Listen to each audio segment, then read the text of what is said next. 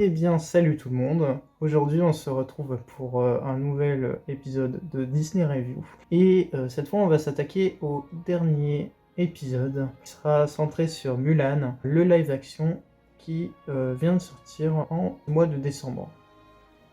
Donc, Mulan, pour ceux qui connaissent pas, en gros, c'est une fille qui veut pas que son père, qui est trop vieux, parte à la guerre et elle va tout faire pour lui éviter cette souffrance et partir d'elle-même à la guerre en se déguisant en garçon et en se faisant passer pour un garçon. Donc ça va être grâce à elle que la guerre avec les Huns, notamment dans le dessin animé, eh bien, va être gagnée par Mulan. Justement, ça va être elle qui va sauver tout ça et qui va au final sauver la Chine. Donc ça, c'est le dessin animé. Le film live action, par contre, lui, est très différent. On n'a clairement pas du tout la même histoire, mis à part les mêmes morales et le même sens, fait que Mulan part à la guerre déguisée en garçon. On n'a pas, par contre, les mêmes ennemis, on n'a pas Mushu, on n'a pas tout ça, parce que c'est un problème de droit, en fait, de droit d'auteur, qui a été remporté par celui qui a créé ce dessin animé, et pas par Disney en eux-mêmes, où ils peuvent pas reprendre tout ce qui a été là-dedans. Donc on a un truc qui est très différent, très spécialisé un peu sur le public chinois, parce qu'on a des plans de séquences, etc., qui sont très spécifiques, qui sont pas forcément normales pour nous occidentaux, et qui peuvent paraître très déstabilisants au niveau du jeu d'acteur aussi, qui est très exagéré. Vraiment, ouais, c'est vraiment quelque chose de très exagéré. On le sent vraiment à fond, quoi. Le fait qu'ils exagèrent au niveau du jeu d'acteur, le plan de caméra est ultra hyperactif et balance dans tous les sens. C'est vraiment très spécial. On les voit se faire des bombes de 2 mètres, tout va très bien. En soi, ça c'est totalement logique pour un film qui se veut être chinois. Sauf que malheureusement, nous aussi, on peut voir le film, quoi. C'est un film de base américain. Vous devez penser, je pense, un peu aux Occidentaux qui vont être totalement déstabilisés par ce film. Donc voilà, par contre, on a des décors qui sont vraiment beaux, qui sont vraiment riches. On a une richesse architecturale qui est vraiment sympa, avec de très beaux décors, avec des très beaux temples. Les déguisements sont très beaux aussi. Clairement, on a une vraie richesse là-dessus, et on sent que les sous sont vraiment partis là-dessus, que tout le budget a vraiment été là-dessus, parce que le reste, il n'y en a pas. Clairement, on peut se dire que c'est que là-dedans que ça a été le cas. Malheureusement, on a une méchante qui sert à que dalle, mis à part rajouter une touche de féminisme en plus de Mulan. J'aime beaucoup tout ce qui est féministe, etc. Sauf que là, c'est vraiment trop exagéré. On a un perso qui sert strictement à que dalle, mis à part à dire oui, tu peux le faire, etc. Alors que dans le dessin animé, on n'en a pas besoin.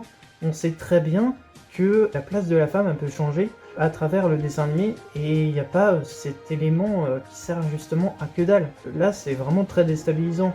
Petit spoil, elle meurt comme ça d'un coup dans les bras de Mulan en disant ouais, vas-y, tu peux y arriver, quoi. Le combat final avec le méchant, il dure même pas 2 secondes. Mulan a fait un coup de pied dans la flèche et blam, voilà, le mec il meurt. Ça se termine même pas en 2 secondes, le combat final. À un moment donné, si vous vouliez vraiment expédier l'histoire aussi vite que ça, il fallait pas faire d'histoire en fait, tout simplement. Voilà, on a un truc qui est vraiment très différent du dessin animé. J'ai adoré le dessin animé, mais par contre le live action, j'ai vraiment pas du tout aimé ce film, quoi. C'est quelque chose qui est très différent, et c'est quelque chose que je n'ai pas du tout aimé. C'est sympa, le phénix, ok, why not.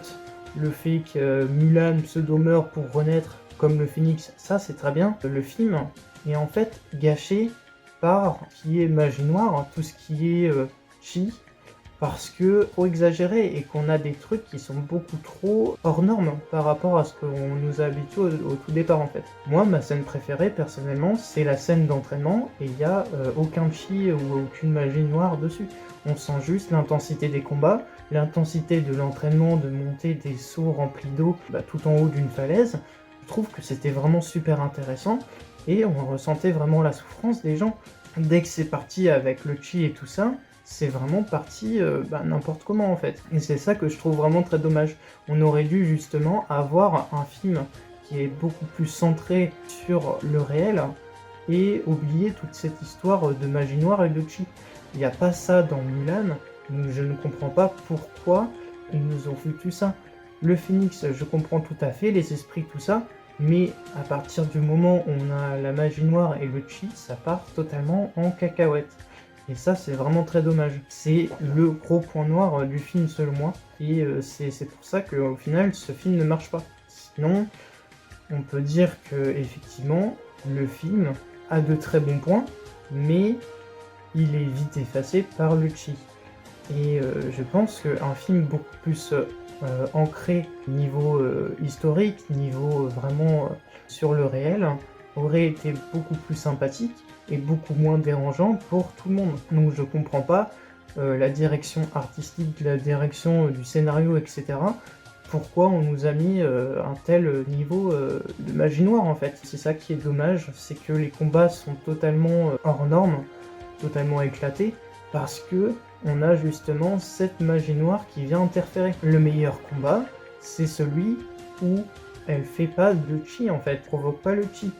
Et je trouve que c'était un très bon combat. Mais malheureusement, bah, la petite touche à la fin a fait un quadruple saut et Balin balance le javelot par terre, quoi. Enfin, avec son coup de pied. C'est pas un manga, hein, c'est un film en live action.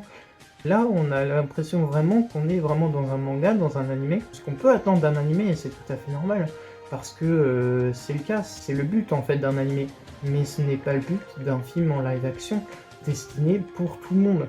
Là, clairement, on se sent un peu effacé, en fait, les occidentaux, et le fait qu'on a eu autant de promotions, ça me paraît très bizarre, quoi. Donc voilà, j'espère que cette review vous aura plu, et j'espère que je vous ai pas trop dérangé à critiquer à fond ce film. Vraiment, j'étais prêt à faire une très bonne review, à vraiment le mettre au-dessus de tout, et au final, c'était pas si fou que ça et je suis un peu attristé par ça, quoi. Mulan, pour moi, c'est un très très bon dessin animé et c'est pour moi, je pense, l'un des meilleurs dessins animés Disney. Et c'est dommage de l'avoir gâché à ce point. Donc, je pense que à ce niveau-là, on peut clairement réfléchir à la place des live-action dans les Disney. Si on arrive à un tel niveau de gâchage, en fait, vraiment on gâche le dessin animé à ce niveau-là et c'est vraiment dommage. Donc, je pense que là, il faut que Disney arrive à se ressaisir, à refaire de bons films live-action.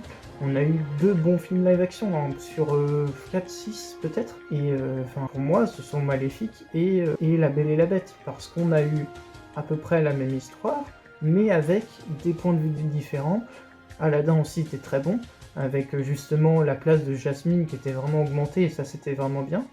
Mais là en ce moment c'est pas si fou que ça, et c'est ça qui est dommage. Voilà, donc j'espère que ça vous aura plu, et on se dit à bientôt pour de prochaines vidéos sur Disney Alert. J'espère que toutes ces Disney reviews vous auront plu quand même, et voilà, on se dit à la prochaine. Salut tout le monde.